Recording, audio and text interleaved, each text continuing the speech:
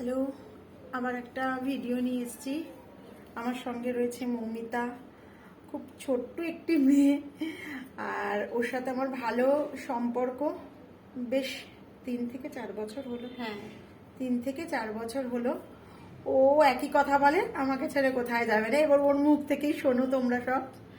আমি দিদির কাছে আসছি। দিদির এই পার্লারটা এখানে যবে থেকে হয়েছে তবে তো আসছি। তার আগে অন্য জায়গায় ছিল যখন, তখন থেকে আমি দিদির কাছে আসি।